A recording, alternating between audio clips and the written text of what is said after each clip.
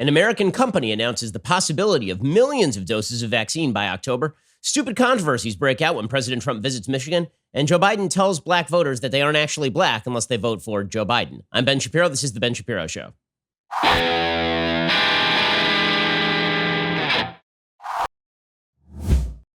The Ben Shapiro Show is sponsored by ExpressVPN. You have a right to privacy protected at expressvpn.com/Ben. Well, before we get into the controversies of the day, and there are many controversies of the day, first, I want to just give a quick shout out to our advertisers. They keep the show going. We really appreciate them. One of our brand new advertisers is a group that helps you invest in ways that you might not have thought that you could invest. It is a way that a lot of people have gotten very wealthy. That is investing in companies at the startup phase. It's a company called Our Crowd, and they help you invest in the important work that startup companies are doing. They've made it so that accreditor investors can join with them at Our Crowd and help crowdsource investing for a lot of different people. So Our Crowd has a crowdsourced investing platform. They give accredited investors access to early stage funding rounds in some of the most promising companies in the world. They help you invest before the companies go public. So you're really getting in on the ground floor with a lot of this stuff. Our Crowd companies have been bought by Nike, Oracle, Uber, Comcast, Intel, Snap, and more. You can set up an Our Crowd account for free and invest in pre-IPO companies, which is a great way to get started in investing alongside professional venture capitalists. One of the companies, for example, that Our Crowd is now representing is a company called MigVax. MigVax has shared that they were uniquely poised to develop a COVID-19 vaccine because they spent the last 4 years developing similar and successful avian vaccines. When coronavirus surfaced, MigVax quickly pivoted to developing a COVID-19 vaccine. They're now in preclinical trials and working quickly to produce an effective vaccine. The vaccine is oral and doesn't include the virus itself, so it should be easier to administer and safer to produce. And MigVax is developing more than a single vaccine. It's designed to be a vaccine platform, so it allows for fast adaptation of new vaccines in the future. So Our Crowd is the company that is helping to bring the possibility of crowdsourced investment in pre-IPO companies like MigVax. You should go check them out right now. By the way, the folks who run it are people who I know really well, like I've known since I was a child, so I really do trust them. Learn more about investing in companies like MigVax at ourcrowd.com/Shapiro. Setting up your account is free. Get started right now at ourcrowd.com/Shapiro. That's OURCROWD, ourcrowd.com/Shapiro, and get in and investing on the ground floor in promising new companies. Ourcrowd.com/Shapiro. Go check them out right now. Okay, so we're going to get to the big controversy of the day in just a moment. That controversy of the day being Joe Biden deciding that basically he's just going to let it all hang out. He is now going to say that you're not a black American unless you vote for Joe Biden, which is a pretty incredible pitch. Only a Democrat theoretically could get away with that. But first, let's talk about a couple of things that actually really matter. So right now, the polls are showing some pretty significant movement in the direction of reopening. So just a couple of weeks ago, the overwhelming majority of the American public was not in favor of reopening. And that was largely due to media coverage of COVID-19, the suggestion that reopening would inevitably lead to extraordinary levels of death and doom that simply would not occur if we just continued to lock down, presumably until forever. And the problem was, of course, that conflicted with the original flatten the curve message, which was we are going to lock you down until we have made it so that the system will not be overwhelmed, and then we'll let you out again. Well, right now, nearly 46% of Americans, according to a new poll by Politico and the Harvard T.H. Chan School of Public Health, nearly half of Americans believe their state's governor should allow non-essential businesses to be open in their state in the next month to reduce financial difficulties for businesses and people. About half think non-essential businesses in their state, 51%, should be closed until the spread of COVID-19 has been contained. But again, that is very vague because who the hell knows what that means? The spread of COVID-19 has been contained. I mean, by the way, those two things are not in conflict.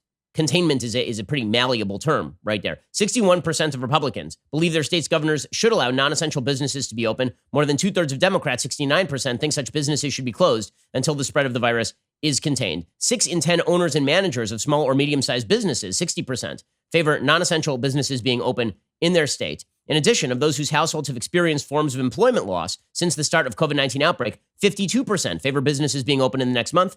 In contrast, a majority of those whose households have not experienced employment loss favor non-essential businesses remaining closed. So in other words, the people who want to reopen are people who own businesses and people who work at businesses that are closed right now. Those are the numbers. So it is not a bunch of elites sitting there and being like, we just want people who are poorer to die. That is not a thing. Instead, what is happening is pretty obviously something different, which is if you're unable to work, if you've lost your job, you would like to get back to work. And the opinions are changing because what we have seen is that some states are reopening and they are not experiencing wild upticks in the number of deaths or infections in their states. In fact, one of the things that we have seen is across the country, a flattening when it comes to the number of positive tests compared to the number of tests being taken. the percentage of positive tests is actually continuing to go down. The daily deaths, by the way, are also continuing to go down in the United States. We have actually declined rather markedly since we were in the middle of April. So that is good news. By the way, hospital resource use has been in significant decline and never hit the high numbers. By the way, it is also worth noting that there's now a lot of retrospective study of the Imperial College model, and it turns out that the data were simply a mess, that the coding was an absolute mess, and that was used as the basis for locking down entire countries, essentially. The UK Telegraph reported just a few weeks ago, well, actually a few days ago, the COVID-19 modeling that sent Britain into lockdown, shutting the economy and leaving millions unemployed, has been slammed by a series of experts. Professor Neil Ferguson's computer coding was derided as, quote, totally unreliable by leading figures, who warned it was something you wouldn't stake your life on. The model, credited with forcing the government to make a U-turn and introduce a nationwide lockdown, is, quote, a buggy mess that looks more like a bowl of angel hair pasta than a finely tuned piece of programming, said David Richards, co-founder of British data technology company WAN Disco. He said, in our commercial reality, we would fire anyone for developing code like this, and any business that relied on it to produce software for sale would likely go bust. Okay, so that was the model that people were using to shut down entire countries. So well done, everybody. Now, that doesn't mean that there isn't going to be an uptick in cases, maybe an uptick in deaths. It also doesn't mean that the summer is necessarily going to kill this off. What we have seen is that it is unclear whether this is heat dependent, right? India is seeing a fairly large uptick in cases. Brazil, obviously, is a warm place, and they've seen tremendous levels of caseload and death. What is clear is that as people are going out, it's not spreading as fast as people thought it would. And a large part of that is because when you are out and about and you are not in enclosed spaces, you are not in enclosed spaces. And that's really how this thing passes, is you're right up next to somebody for 10, 15 minutes. You're talking with them. There's not a lot of air circulation. If you're outside, the chances of you getting this are really, really low. In fact, there was that early study from China that showed that of 1,000 cases in China, like 2 had come from people talking outside, and they were in really close proximity to one another. So all of that is good news. Can we be cautiously optimistic? Are we allowed to do that? Or are we supposed to be just downbeat all the time? If you watch the media, obviously, as we discussed yesterday, they're urging you to be downbeat nearly all the time. But that is not a good idea. I mean, we should be upbeat when the evidence warrants being upbeat. And the evidence is warranting us being at least cautiously optimistic, so long as we continue to engage in the responsible activities of social distancing and wearing a mask that you should be doing. I'm not one of the people who says you should run out willy-nilly in the streets and not wear a mask if you're indoors with other people and make them feel uncomfortable, mostly, because that is what happens, or if you're around people who are vulnerable. However, I'm also not a person who's going to say you can't associate with other people. My wife and I, the other day, we went over to a couple's house that we know. We sat in their backyard. We socially distanced from them. It was delightful. Right? You can actually see other human beings. It's all right. You can do it. Meanwhile, in other good news, the New York Times is reporting that the U.S. says it will provide up to $1.2 billion to a drug company to develop a vaccine from an Oxford lab. The U.S. Department of Health and Human Services said on Thursday it would provide up to $1.2 billion to the drug company AstraZeneca to develop a potential coronavirus vaccine from a laboratory at Oxford. The deal with AstraZeneca is the 4th vaccine research agreement the department has disclosed, by far the largest. The money will pay for a clinical trial of the potential vaccine in the United States this summer with about 30,000 volunteers. So we're going to have some information really, really fast on whether this thing works. The HHS statement said the agency and AstraZeneca are, quote, collaborating to make available at least 300 million doses, and projected the first doses could be available as early as October, which would be extraordinary. Extraordinary. I mean, from the time of the development of a vaccine to distribution of the vaccine inside of 6 months, that'd be absolutely incredible. It would be a miracle of science. It really would be. And being able to reopen the economy by October because vaccinations are available will be an unbelievable thing. Most public health experts and scientists think a viable vaccine would probably not be available until sometime next year at the earliest. But AstraZeneca is saying, no, we're actually moving toward millions of doses by October. Assuming that the vaccine shows safety and to a certain extent efficacy, we will start large clinical trials in the United States as well as in other parts of the world over the summer period in June, July. Equally, as we speak, we're beefing up our manufacturing capabilities, and we are confident that we will be able to deliver 100 million doses in October, assuming, of course, that the vaccine is working. Okay, that would be excellent news. All of this would be excellent news. So it's time for some cautious optimism. This is a very, very good thing. Right? In some bad news, we'll tell you, it's so funny. There are all these people who are out there saying, you're a science denier. If you believe that we should end lockdowns and that we should go back in cautious fashion, you're a science denier. You just want to kill people. Wait until I tell you about a poll of Americans on what they will do if President Trump touts a vaccine. Because you want to talk about science denial? I'll tell you about that in just 1 second. First, let's talk about something amazing. So I've been talking about my Helix sleep mattress for a really long time, but Helix has now gone beyond the boudoir and they started making sofas. They just launched a brand new company. It's called Allform. They are making premium, customizable sofas and chairs shipped directly to your door. So we all love our sofa, right? We all love our couch. We spend an enormous amount of time on our sofa and our couch. Why would you not get a fantastic sofa or couch shipped directly to your door? And these things are great. My wife and I just ordered one. We cannot wait to sit on it. So what makes an Allform sofa really cool? For starters, it is the easiest way you can customize a sofa using premium materials at a fraction of the cost of traditional stores. You can pick your fabric, the sofa color, the color of the legs, the sofa size, the shape to make sure it's perfect for you and your home.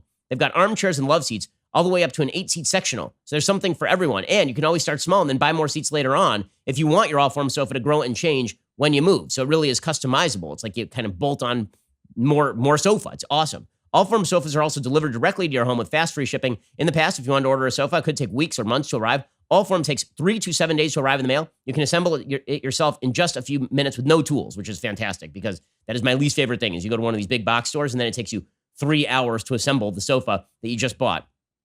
Honestly, it's so easy to do this. I have an Allform sofa chair. I picked out a 3-seat sofa with the chaise and the sand color with the espresso legs. It looks great. And I'll be honest, I didn't pick it. My wife did because she does all the furniture picking in her house. She was super impressed with the entire process. It really is easy. They also have a forever warranty, like literally forever.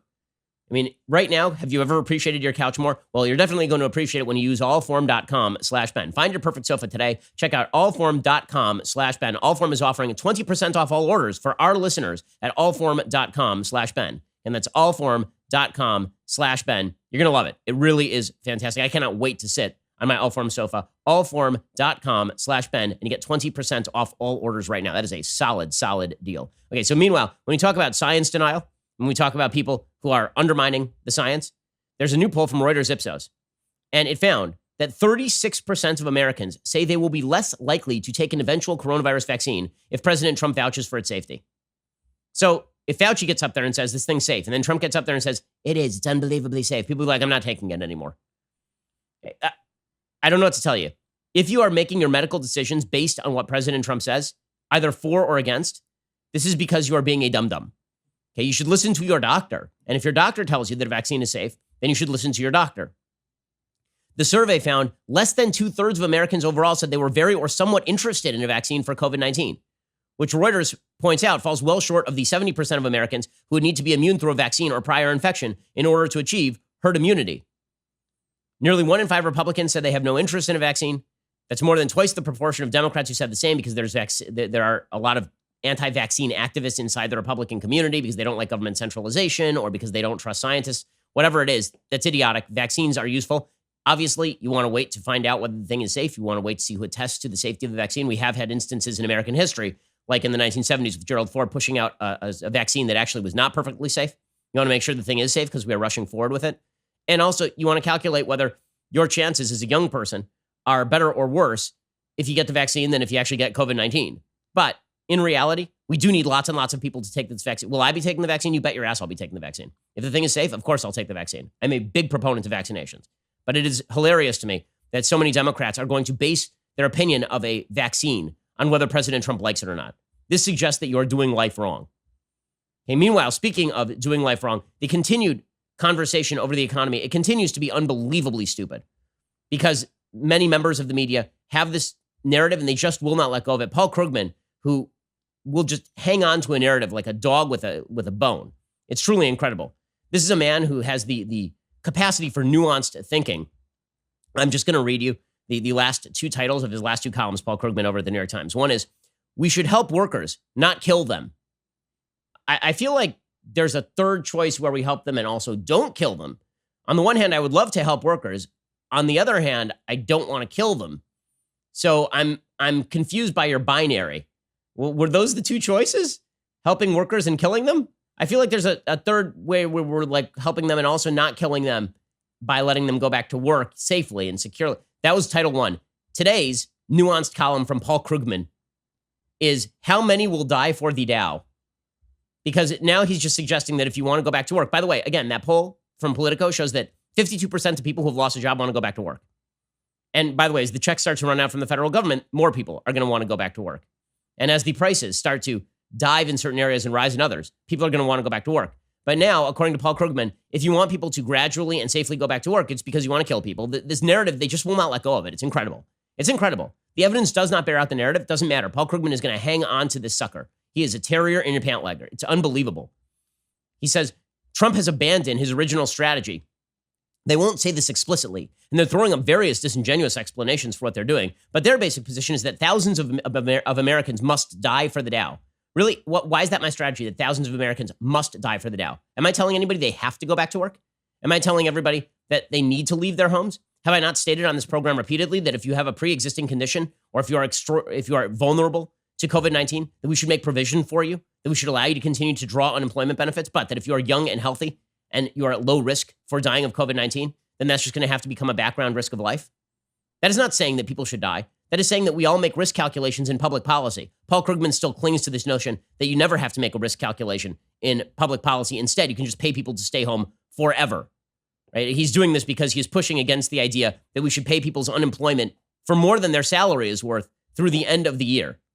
He says, don't worry about incurring debt. He says that's fine. He says, no, this isn't like a real scientific thing. Weird, because all of Europe is also reopening. So is he yelling at the Europeans for wanting to raise the Dow Jones Industrial Average, or is he just a liar? This stuff is so irritating and so unbelievably stupid. And when people say that they are worried about blowing out the spending, that it leads to waste and fraud, listen, we all understand it's an emergency situation. We're all embracing policies that we didn't like 5 minutes ago. We get it. But to pretend there are no costs and benefits in analyzing risk portfolios and profiles is idiotic. And we'll get to all this in just 1 second, and then we'll get to the Trump-Biden race, which is beginning to heat up. The media really putting their thumb on the scale naturally. You knew this was coming. We'll get to that momentarily. First, let us talk about the fact that life is incredibly risky. And right now, life is throwing people a lot of unexpected curveballs. The good news is that you can insure against unexpected curveballs, and this is why you ought to go check out Policy Genius right now. Policy Genius is an insurance marketplace. There's a giant demand for life insurance right now. So if you're looking to get life insurance, here's how they can help. Policy Genius will compare quotes from the top life insurance companies all in one place. It takes just a few minutes to compare quotes from the top insurers and find your best price. This doesn't just save a lot of legwork. You could save $1,500 or more per year by using Policy Genius to compare life insurance policies. Once you apply, the Policy Genius team will handle all the paperwork and the red tape for free. They're in contact with the life insurance companies every day, monitoring developments, helping customers navigate every step. There really is no reason to wait when it comes to life insurance. Like you just get it taken care of now. You don't have to think about it anymore. And you've done the responsible thing for your family and for yourself. So if you're one of many people looking to buy life insurance, go check out Policy Genius. They also do disability and auto and home insurance, all sorts of insurance over at Policy Genius. Policy Genius will find you the best rate, handle the process from soup to nuts. You can stop worrying about life insurance and get back to your daily life. Go check out policygenius.com right now. That's policygenius.com. So contrast the perspective of Paul Krugman with the perspective of Alex Azar, who is the U.S. Secretary of Health and Human Services. And he points out the sacrifices Americans have made through social distancing have helped slow down the spread of the virus and save lives. Moving forward, we need to confront the misconception that going back to normal life just means balancing the health risks of reopening against the economic costs of aggressive social distancing. Returning to normal isn't about balancing health versus the economy. It's about balancing health versus health. The health risks of COVID-19 balanced against the health, social, and economic costs of keeping main streets across the United States closed for business. Getting this balance right isn't simple. It will look different for every state, business, and family. The Trump administration is committed to helping each state and all Americans have the information and tools they need to safely reopen. And he is correct about this. Again, this is obviously a more nuanced position than you want to reopen. It's because you want grandma to die. Again, idiots like Paul Krugman are going to have to explain why it is then that Gavin Newsom is reopening, why it is then that Andrew Cuomo is reopening. Alex Azar says, the economic crisis brought on by the virus is a silent killer. Estimates suggest that each 1 percentage point increase in the unemployment rate translates into a 1% increase in suicide deaths and a more than 3% increase in opioid deaths, which means this virus-induced recession will likely cause tens of thousands of excess deaths. One study of the 1982 recession found that Americans who faced higher unemployment suffered approximately 40,000 excess deaths by age 65, as well as more divorces and having fewer children. Shortening this economic crisis through a safe reopening could save thousands of lives. Meanwhile, at a time of social stress, states are seeing a decline in reports of child maltreatment, which is likely going unreported because children are isolated from teachers and others who keep an eye on the vulnerable. The COVID-19 response has also restricted access to health care. Data suggests the number of Americans receiving important preventative services are down significantly. Mammograms are down 87%. Colonoscopies are down 90%. More than 1.7 million new cancer cases are diagnosed per year in the United States. If we see an 80% drop in cancer cases identified approximately, we could already have 200,000 or more undiagnosed cancer cases as a result. Breast cancer surgeries are down approximately 2/3 since January. Vaccine administrations were down 60% from early January to mid-March, which means you could see a measles outbreak in the fall. Right? All of this stuff is really, really bad. And you have to balance all of this. These are needs you have to balance. There are reports from California that there are California doctors who are now saying that in their areas, they are seeing more deaths by suicide than they are from COVID-19. Dr. Michael DuBois-Blanc of John Muir Medical Center in Walnut Creek, California, said that the numbers are unprecedented. He said he's seen a year worth of suicides in the last 4 weeks alone. He says, I think this was originally put in place to flatten the curve and make sure hospitals have the resources to take care of COVID patients.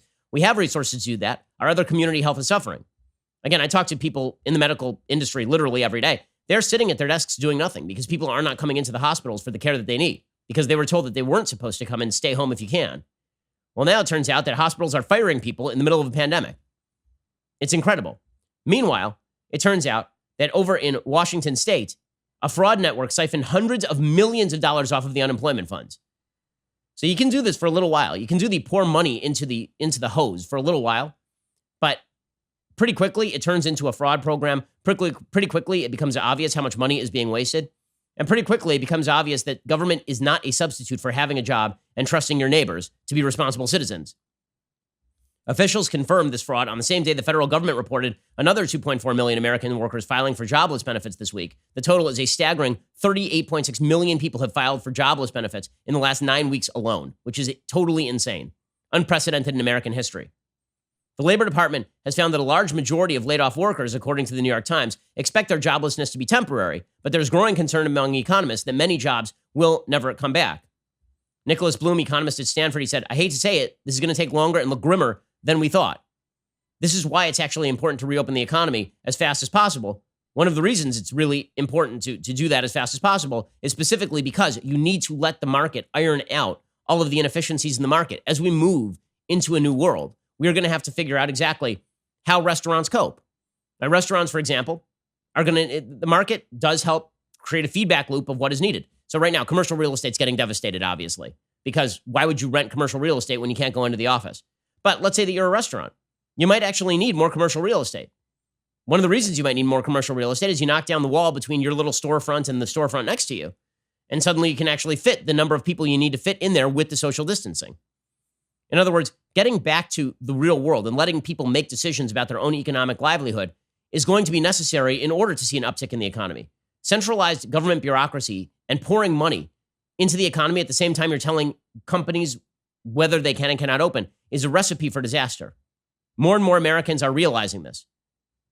And that's a good thing. I mean, I think that is good. It means that Americans are zealous about their freedoms. They should be zealous about their freedoms. It's a very, very important thing.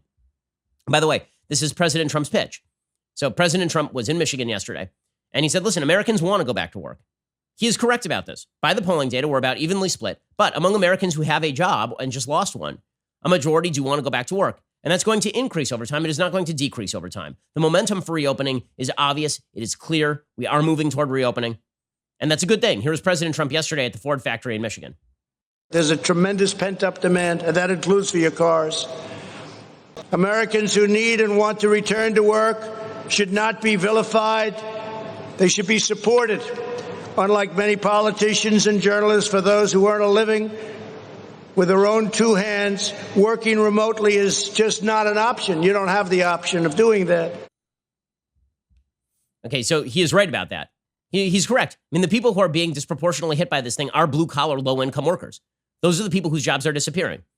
And a government check is not a substitute for a job. It is not a substitute for being involved in the creation of products and services for other people to consume. It's just not. Jobs actually do provide a level of meaning that a government check does not. This is one of the things that universal basic income will never solve.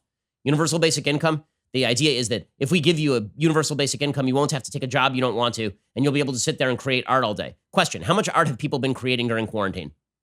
Really? Or how much have people actually been engaging in just sitting around watching TV? I think these stats are pretty telling, actually. Okay, meanwhile, we're going to get to the Trump controversies in Michigan, and then we'll get to the controversy that really should be, okay, the big controversy of the day. And that is Joe Biden.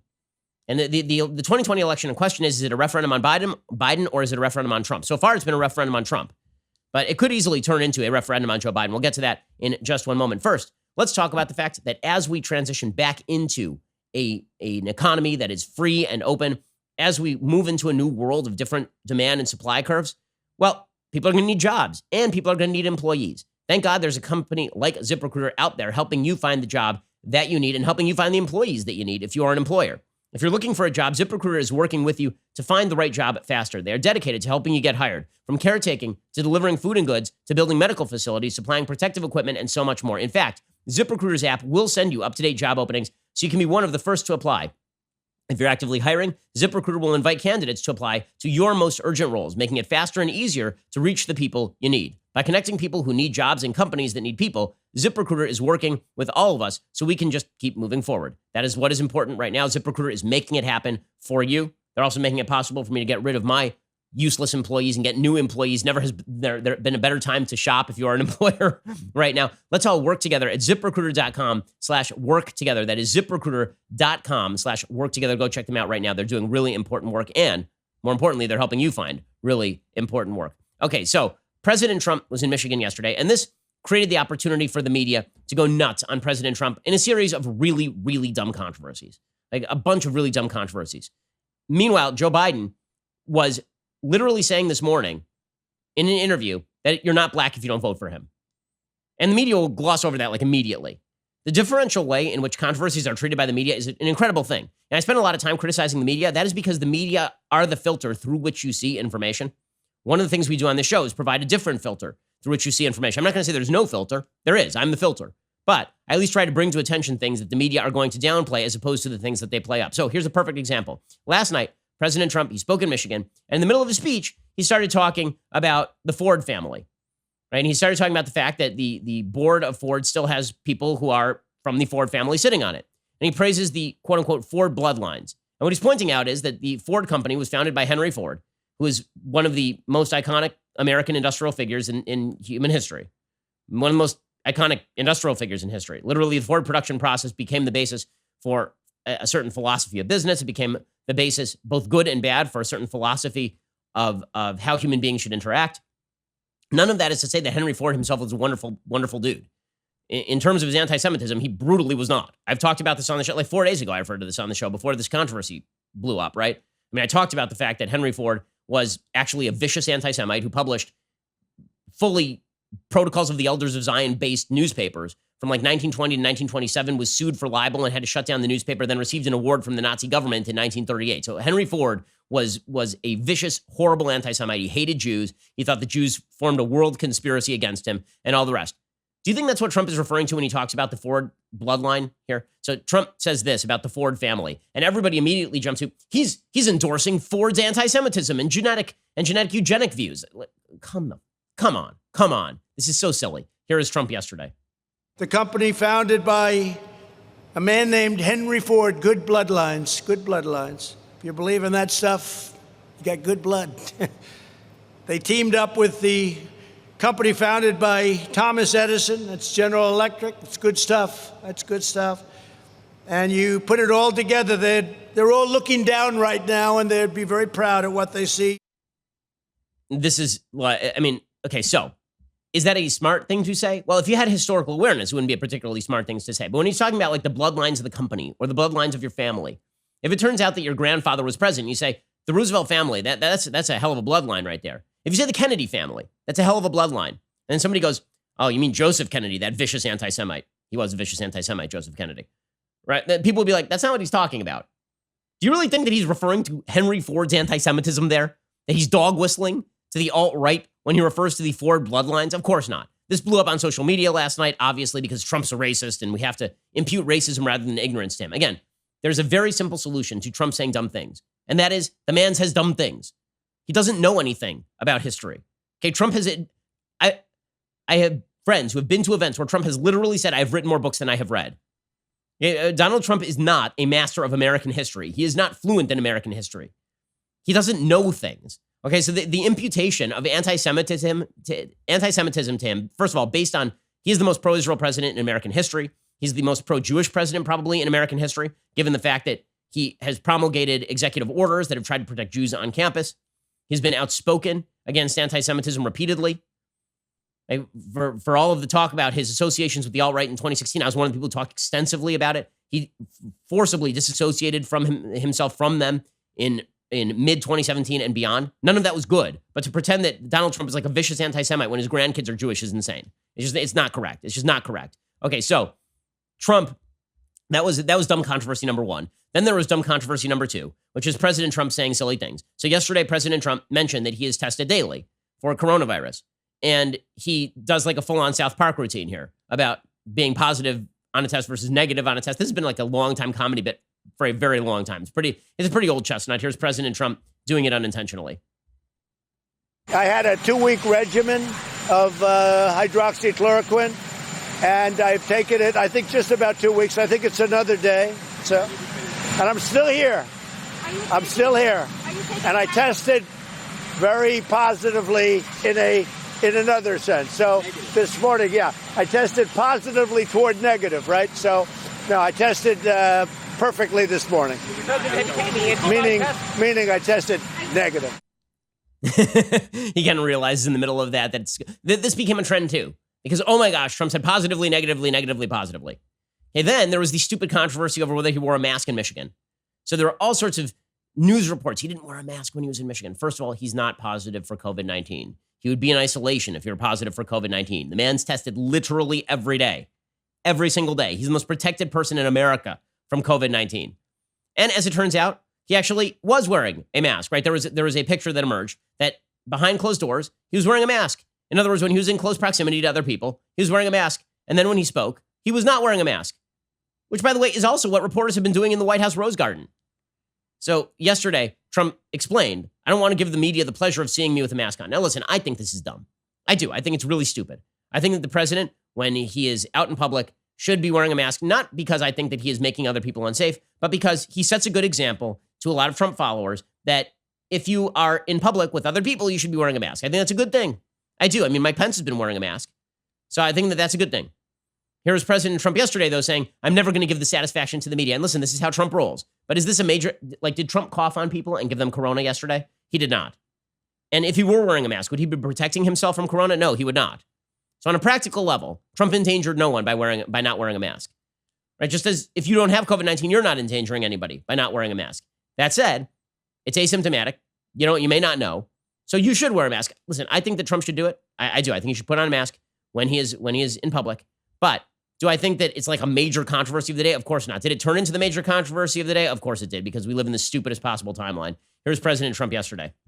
Take us through your thought process of why you decided not to wear a mask. I had one on before. I wore one in this back area, but I didn't want to give the press the pleasure of seeing it.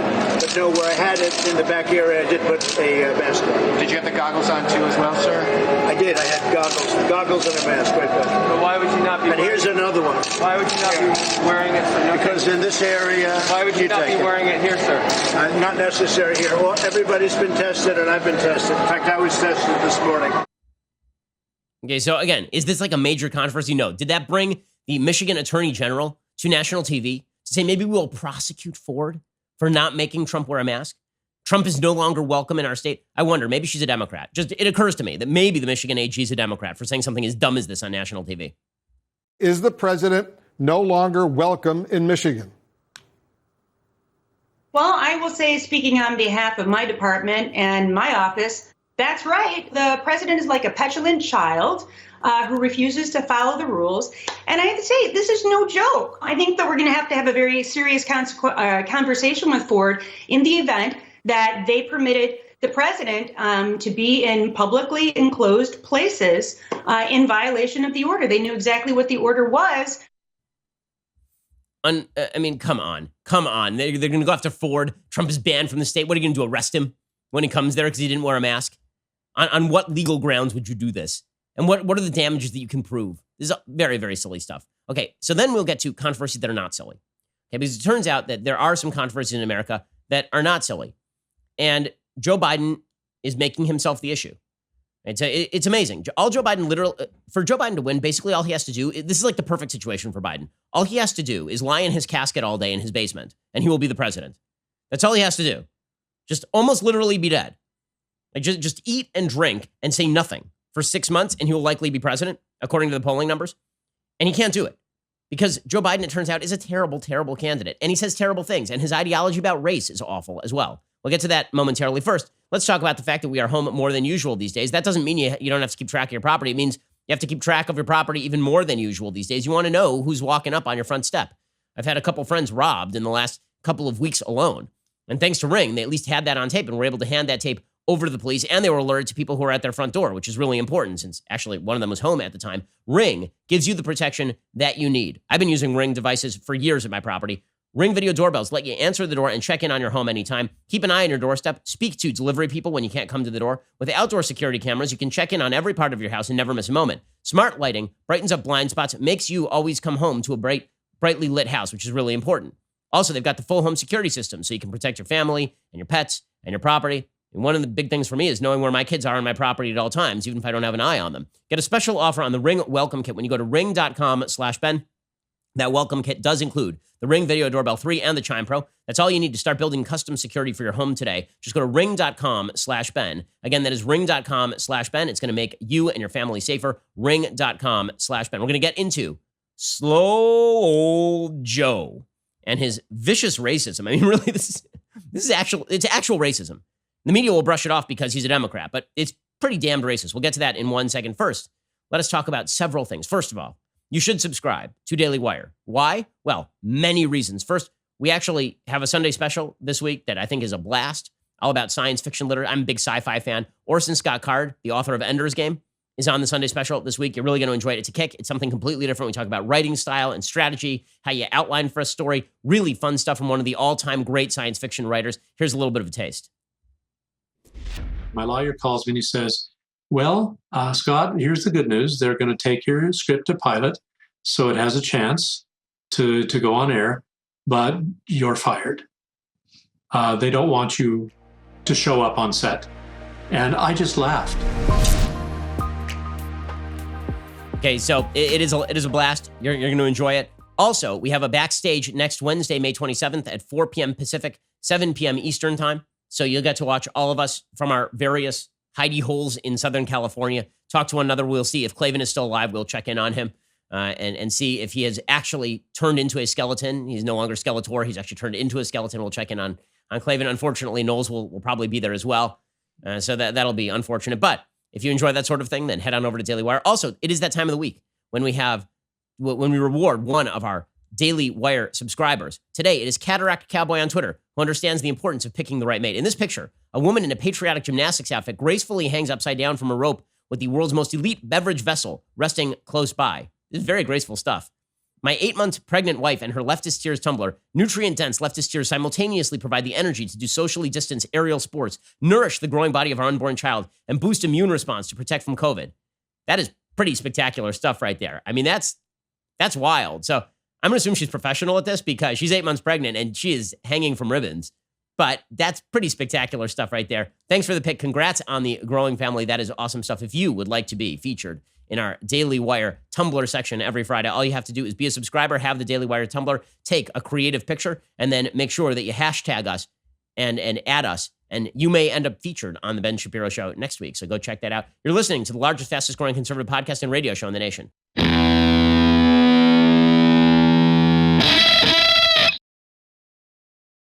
Okay, so this is pretty astonishing stuff. So Joe Biden is running against Donald Trump, or shall we say sleeping against Donald Trump. And all he has to do is just avoid controversy. That's all he has to do. Well, today, he's on a show called Breakfast Club, which is a popular podcast. And he decided at the end of the interview that he was going to tell a black man that black people have to, this host who is black is saying, when you have a chance, you should come up to New York. Many of us who are black have questions for you about your policies, which, by the way, you don't have to not vote for Joe Biden. You could still vote for Joe Biden and have questions about his policies. Right? This is called American politics. You can even demand things from candidates in exchange for your vote in terms of policy. Not in terms of bribery, but in terms of policy. Right? You can do those things. Okay, but Joe Biden literally says out loud the quiet part, which is that Democrats believe that you're not actually black if you won't vote for Joe Biden. So Joe Biden actually says this, which is a hell of a thing to say coming from Joe Biden. I mean, it is pure. Like, imagine any Republican saying this. about black folks in America and the blowback, it doesn't matter at any level. Every Republican in America would be asked about it. Every single one, let alone the presidential candidate. It's incredible. So here is Joe Biden being blatantly racist. I mean, this is blatantly racist.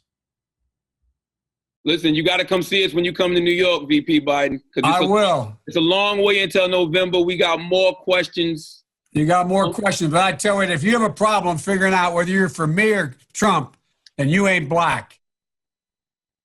That is insane. That's an insane thing to say. Even some folks on the left are upset by this. Not all of them. You got people like Dave Weigel, the reporter over at the Washington Post, trying to make excuses for Joe Biden. But he like Dave Weigel actually tweeted this out. So he's covering politics for the Washington Post. He used to be over at Slate. He says, the "you ain't black" thing is a combustion of two pretty well-known factors. CTG rattles people with direct questions. That's the host, Charlemagne the God. That's who that is. And Joe Biden gets set off if he thinks someone is questioning his record. Oh, so that's what happened. He didn't just say that black people aren't black if they don't vote for him. Oh, really? He was just a little rattled. Weigel says, I've seen it when Biden got challenged by climate activists or someone had a question about guns. Cue for a 60-second stem winder about how the questioner should check the facts and I'm the only one who's beaten the NRA, etc. You might ask, why doesn't he pivot to a better topic? He doesn't pivot. If you doubt he's got the best positions and experience, he'll tell you you're wrong and you should vote for someone else. So far, this has gotten him the nomination and a poll lead. Well, question. It's one thing to say, I have the best record on guns, so if you don't like it, don't vote for me. To say, if you don't vote for me, you are not black is an insane thing to say. Like, Joe Biden is not the decider as to who is black and who is not. In fact, it turns out, you know who's the decider on who is black and who is not? It turns out that your race is the decider on who is black and who is not. It is objectively determinable who is black and who is not, right? This is, like, we know this because Rachel Dolezal tried to claim she was black and she was not black, right? So Joe Biden does not get to be the decider on whether you are black. And certainly you don't get to decide whether somebody is black based on ideology. It turns out that race and ideology are completely non-congruent. Right? There are plenty of white liberals and plenty of white conservatives. You don't decide somebody's politics based on their race. And if you do, you are doing racism. This would be open acknowledgement of racism. But he puts that out there and watch, it'll blow over within 5 minutes. Now, what it may have done, happiest person in America take Kamala Harris. Right? Because Kamala Harris chided Joe Biden as a racist during the primaries, and now she's being actively considered as his VP. So Amy Klobuchar, hardest hit. Yesterday it was announced that Joe Biden might pick Amy Klobuchar. And the woke crowd on Twitter was like, you can't pick a white woman. It has to be a black woman. Well, now Joe Biden basically just set himself on fire here. So he's going to have to pick a black woman, right? Just to prove that he is not a racist. He's going to have to pick a black woman. And then the black person can come out and say, can make the judgment as to who is legitimately black and who is legitimately not or something, right? That will be the tactic that Joe takes. So Kamala Harris is the happiest candidate in America today, right? She is so happy. Stacey Abrams is festooning her house with VP colors. It's like she's getting all of her bunting out. It's Joe Biden. It's an unbelievable thing. Like, why would that even occur to him? You're not legitimately black. Now, the answer to that not occurring to him is because there's a narrative that has taken place in Democratic circles that you are only that black people should only vote for Democrats because only Democrats care about black people, and they are attempting to push this narrative. Democrats are, and members of the media, by suggesting that Trump's handling of coronavirus is racial. That Republicans' belief in reopening is racial. We saw this by Hurricane Katrina, by the way. I predicted this, I think, 3 months ago, right? I think fully 3 months ago. I predicted that the Democrats were going to turn the coronavirus pandemic into a racial issue, that it was not going to remain a national crisis. They were immediately going to attempt to try and racialize this thing such that they could claim that the Trump administration was botching this because they don't care enough about black and brown people. And that's exactly what Democrats are attempting to do right now. And that's why you're hearing Biden say stuff like that, right? The tacit assumption that Biden is making is that Donald Trump hates and doesn't care about black people. And thus, if you are black, you should vote for Joe Biden, right? That you don't actually care about or believe in black people if you don't agree with Joe Biden on the issues, because Joe Biden is pro-black. And the tacit assumption there is that Donald Trump is a vicious racist, right? That is the tacit assumption. Making that tacit assumption explicit is a piece today in the Washington Post by Michelle Morris. It's called "The Us and Them Pandemic Shows America is Still Impervious to Black Pain." So I got to be honest with you. I have not thought once about the notion that we should skimp on medical resources based on race in a pandemic. That's an insane contention. But she suggests that basically, if you're pro-lockdown, it's because you don't care about black and Hispanic people enough. How does she come to this bizarre conclusion? She quotes a political scientist named Evan Lieberman. He's an MIT professor who has studied the public response to AIDS and HIV based on ethnic and racial factors. He suspected that collecting disaggregated racial data on COVID-19 could have unintended consequences. Yes, it would help identify areas of vulnerability or need, but when that vulnerability was then attached to a specific racial or ethnic category, he feared, it could harm the very group the data collection was supposed to help. He wrote, "It's not difficult to imagine that if COVID-19 comes to be understood as a black epidemic, this will create false impressions for many white Americans. In the United States' racially polarized and effectively segregated society," which we are not, "that the virus is, quote, not our problem, leading to decreased demand for and compliance with public health directives." Michelle Norris says, "Not our problem" is an undercurrent in the largely white reopening America protests popping up daily around the country. So now we're going to racialize this thing. If you want to reopen, it's because you're racist and you don't care about black and brown people. She says, "Not our problem" is the undercurrent when people refuse to wear masks in public. And not our problem is the conclusion one cannot help but draw when one studies the calendar and sees that the protests commenced around the same time that the data on racial disparities became a central storyline in COVID-19 news coverage. Well, I can help draw that conclusion because that conclusion does not follow. Okay, first of all, the subsets on racial disparities were coming out fairly early in all of this, when lockdown was still incredibly popular. The end of the lockdown talk started once the curve was flattened. That's what actually drove all this, was people saying, okay, we're not going to die if we go back to work, so can we go back to work now? I love this. This is what Michelle Norris says. "Some will no doubt argue that the not our problem is a coincidence of timing. Perhaps it is fueled by disassociation. If the viral load is concentrated in nursing homes, meatpacking plants, prisons, and black communities, then those who don't have connections to any of those places are going to feel less threatened and boldly venture out into the world as stay-at-home orders are relaxed." Well, that would make more sense, right? I mean, it would make sense. I don't make a decision on lockdown based on the race of the people acquiring this. I do make a decision based on where I'm going to go today based on the heaviness of the viral load, right? I would not travel today into New York City. I would travel today into Florida or Texas. Does that have to do with the racial constituency of New York, or does it have to do with the risk factors in New York? But she says, I doubt it. Post reporter Stephanie McCrumman recently visited a wealthy area of shops and restaurants in Alpharetta, Georgia, where crowds of unworried and unmasked people were eating, drinking, touching, and throwing caution to the wind. She spoke with two men on the sprawling plaza sipping beer on a sunny day. "When you start seeing where the cases are coming from in the demographics, I'm not worried," one of the men said. His friend chimed in. "I know what people are going to say. Those selfish idiots are killing our old people." And then the friend noted he wasn't worried because of, well, you know, the demographics served up the final punctuation. "How do you give up a day like this? Really, how?" The two men were enjoying that beautiful spring day in Georgia, a state where black people make up 83% of the coronavirus hospital patients, even though they constitute 1/3 of the population. Well, hold up. So now, because he said that the demographics don't threaten him, meaning that he is young, okay, that's what people are generally talking about when they talk about the demographics. And we have, when we talk about what is threatening people, they're talking pre-existing conditions, age. Those are the two main factors, right? Those are the factors everybody is analyzing. Because, by the way, those are the factors that matter. If you are black and you are young and you don't have pre-existing conditions, there's no evidence you're going to die at a higher rate than if you are white and young and have no pre-existing conditions. This is not a racialized issue. It's just that there are other cross-cutting currents that may disproportionately fall in one community or another. So to try and turn this into a racial narrative is, of course, a political move. And the political move is that the suggestion is that the American population is calling for lockdown because secretly they are racist. Michelle Norris says, "We can use words such as demographics and comorbidities to dance around the subject of race, but we cannot skirt the fact that what is a nuisance for one person is another person's plague. Not my problem is not the right response." So somehow this got racialized, but everything gets racialized. This is the narrative. So the narrative in Democratic circles is that everything at root is racial. And because everything at root is racial, you aren't really black if you vote for Republicans, because of course everything Republicans do is motivated by brutal racism. Now, what this does necessitate for Democrats is neglecting cases that do not fit into this neat and easy narrative of Republicans are the vicious racists in society, and the great victimization is happening by white Americans against black Americans disproportionately. And so that dictates which events are going to be covered and how those events are going to be covered. So the media, for example, will put heavy focus on the Arbery shooting in Georgia. That's totally fine, by the way. That was a complete botch. Like, that should be the focus of media coverage. It was an awful shoot by the evidence. There are now 3 people who have been arrested correctly by the police for murder, including the person who's taping this thing from behind. That is a very, very good thing. That's the process working. We have not yet seen evidence that the people who were involved in the shooting were doing so because Arbery was black. We're going to find that out. We do have evidence of corruption inside the DA's office because they let this go because they were friendly with some of those people. Okay, that receives inordinate coverage. Good. But there was a case yesterday that received no coverage. Okay, virtually no national coverage. This was a case which you would assume is kind of relevant given all of the issues we've been having in nursing homes.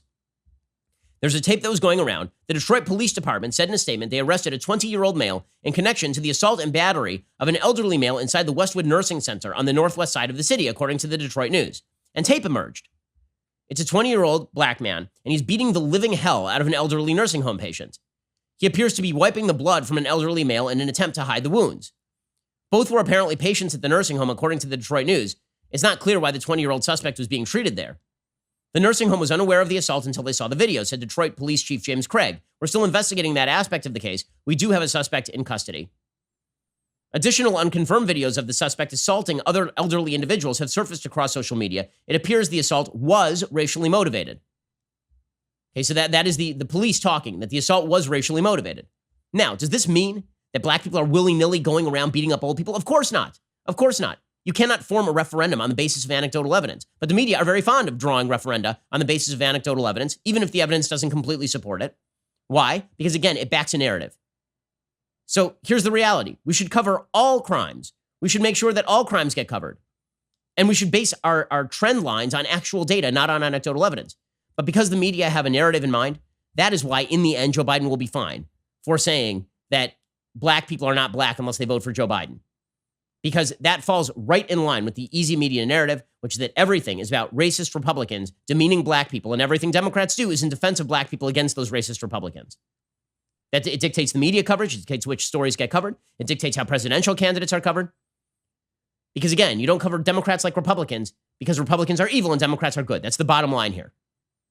And you won't cover the story in Detroit the same way that you will cover other stories. If the races were reversed, by the way, if that were a white man in a nursing home beating up elderly black people, it would be the front page of every newspaper in America because one supports the generalized narrative that America is a vicious, racist country, and the other does not support that narrative. The other supports a different narrative, which is that there are, in fact, racists in many different communities, including in the black community, right? That is not a narrative that anybody wants to draw, particularly not in the press. So this will go completely uncovered. It will disappear from the news. And of course, I'm not equating the Arbery shooting. Somebody died in that case to this. I'm just talking about the media coverage of the two stories, which has been completely disparate. Okay, time for some things that I hate.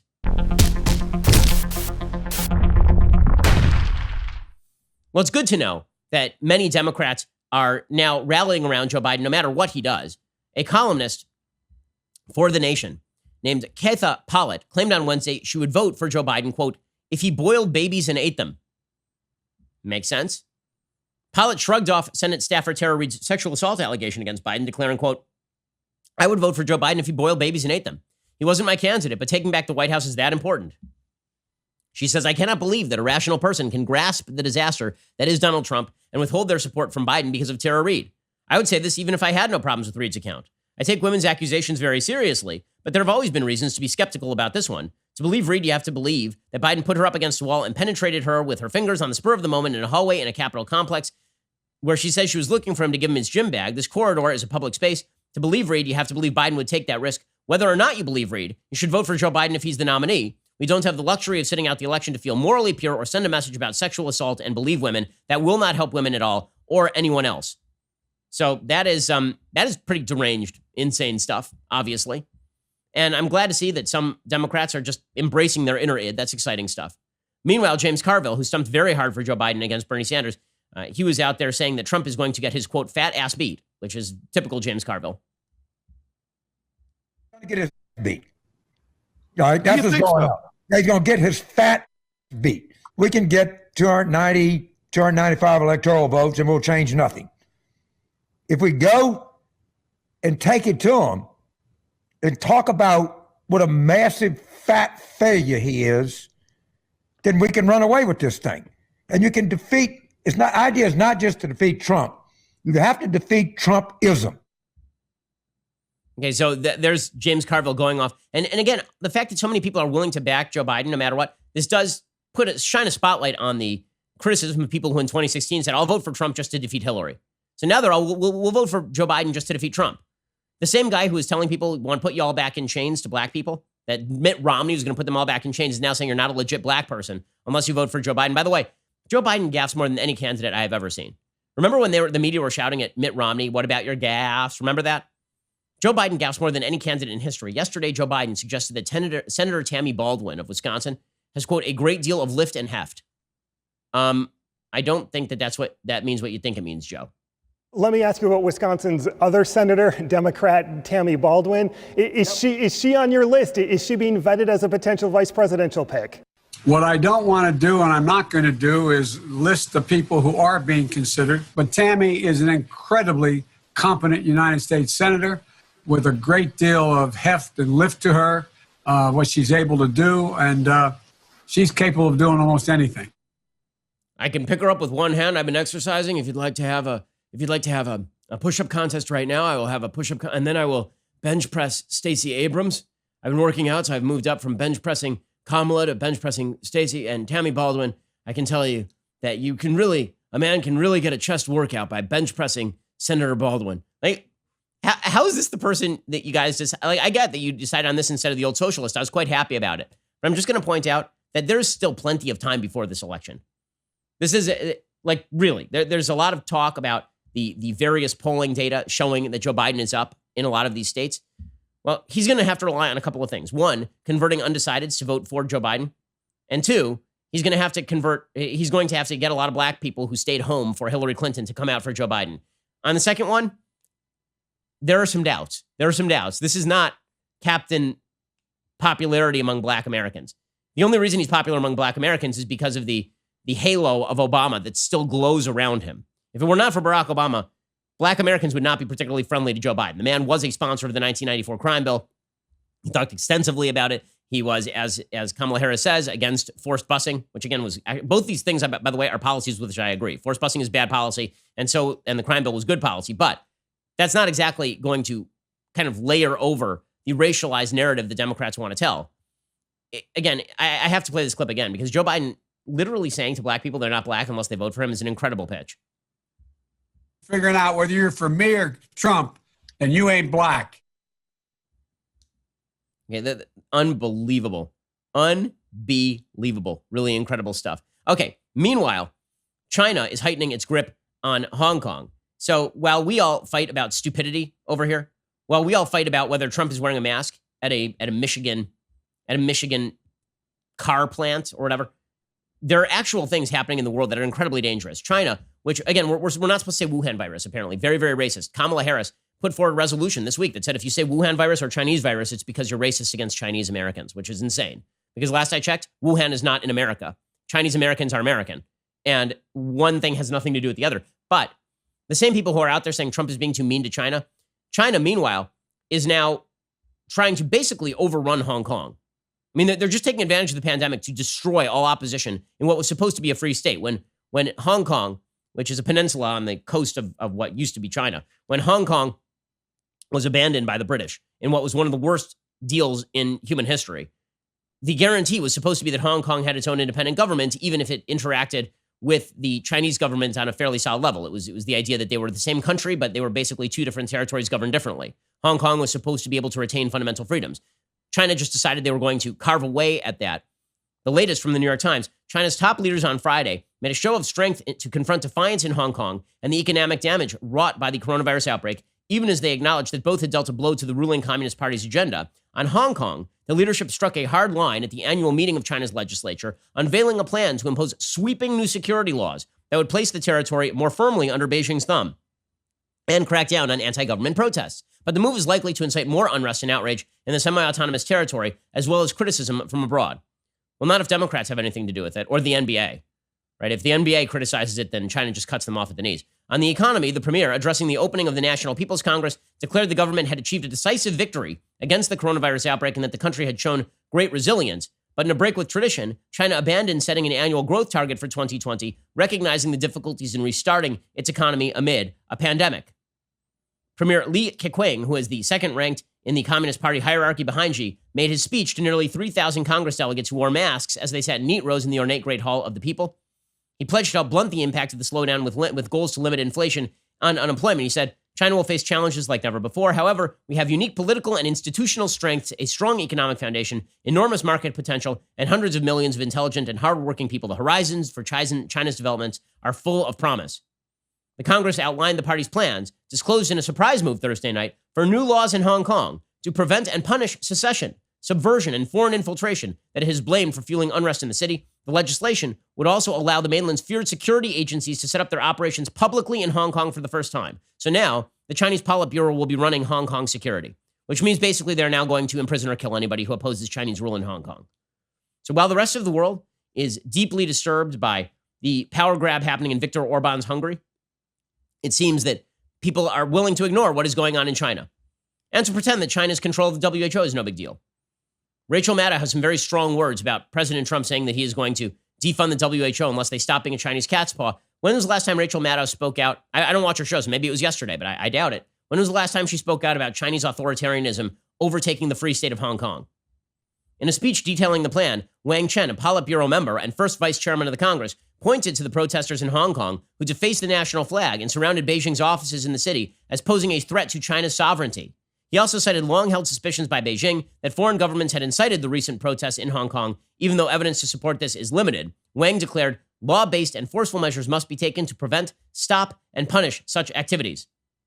This, of course, drew immediate alarm in Hong Kong. The Hong Kong stock market slumped more than 5% on Friday. The unusual arrangements for Congress meeting this year reflect continued worries that China has not actually totally contained the outbreak and that they continue to lie to the world. One of the reasons that Hong Kong wasn't that hard hit is because the government of Hong Kong simply did not believe the Chinese government when they said there was no human-to-human transmission.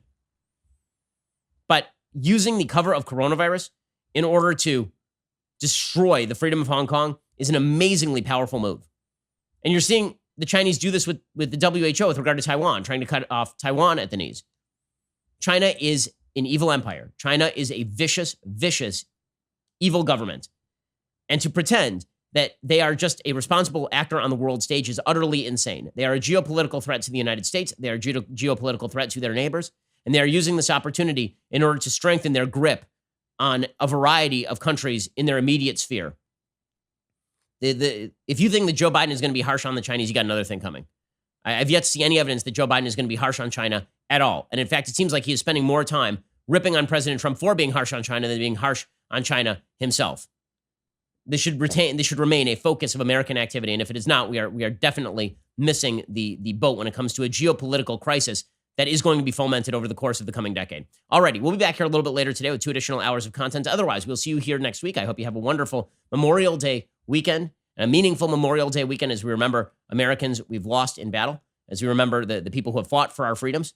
So let's keep that in mind, obviously, as we celebrate a long weekend, and we'll see you here next week. I'm Ben Shapiro. This is The Ben Shapiro Show. The Ben Shapiro Show is produced by Colton Haas, directed by Mike Joyner, executive producer Jeremy Boring, supervising producer Mathis Glover and Robert Sterling, assistant director Pavel Wydowski, technical producer Austin Stevens, playback and media operated by Nick Sheehan, associate producer Katie Swinnerton, edited by Adam Sayevitz. Audio is mixed by Mike Coromina. Hair and makeup is by Nika Geneva. The Ben Shapiro Show is a Daily Wire production. Copyright Daily Wire 2020.